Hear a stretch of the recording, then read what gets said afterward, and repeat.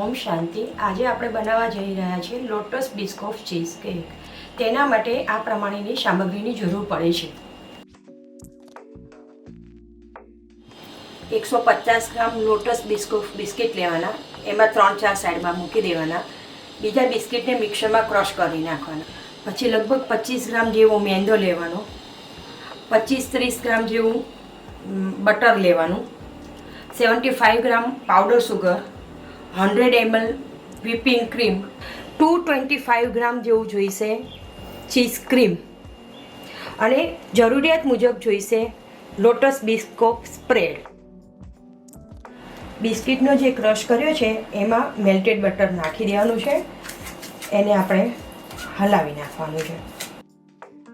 Lotus biscuit અને butter જે mix કર્યું એને પછી આવી રીતના એલ્યુમિનિયમ ફોઇલમાં આપણે લઈ લેશું અને આવી રીતના પેપર કપ છે એમાં પણ આપણે નાખી દઈશું કે જેથી કરીને સીધું જ બેક કરી શકાશે.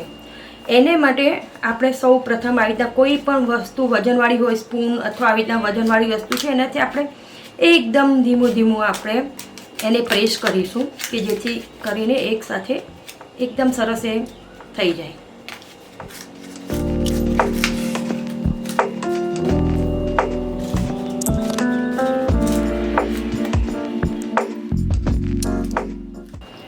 $225 ગ્રામ ચીઝ ક્રીમ છે.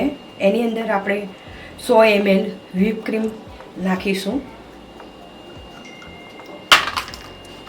75 ગ્રામ પાવડર સુગર નાખીશું અને 30 ગ્રામ મેંદો નાખીશું. એને આપણે બીટરથી બીટ કરી નાખીશું.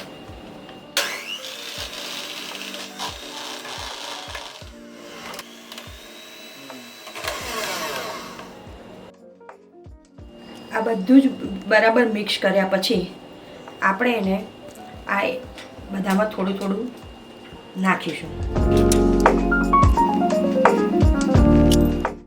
આ બધું જ જે આપણે મિક્સર અંદર નાખ્યું એને વ્યવસ્થિત પેક કરીશું એટલે એનું લેવલ આવી જશે વ્યવસ્થિત.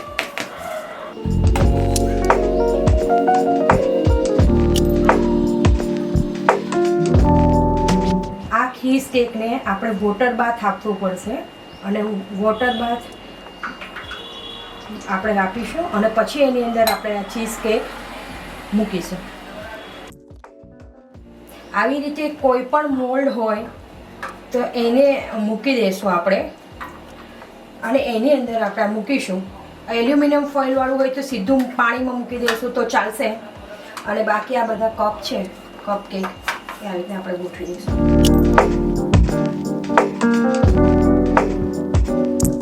હવે આ રહ્યું એ આપણે ઓવનમાં અંદર પ્લેસ કરી દઈશું, મૂકી દઈશું.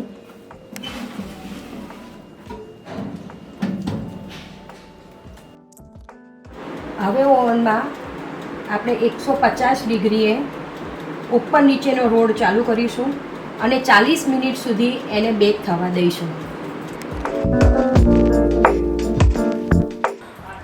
બિસ્કોફ સ્પ્રેડને ગરમ પાણીમાં થોડીક વાર રાખો એટલે વ્યવસ્થિત મેલ્ટ થઈ જશે. મેલ્ટ થયેલો બિસ્કોફ સ્પ્રેડ આ બધા કપમાં ને એમાં આપણે નાખીશું.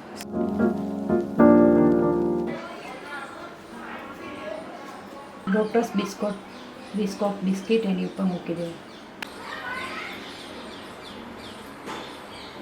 લોટસ બિસ્કોફ ચીઝ કેક તૈયાર થઈ ગઈ છે. હવે એને 5 થી 6 કલાક માટે આપણે ફ્રીજમાં મૂકીશું. 5-6 કલાક પછી આ બરાબર સેટ થઈ જશે.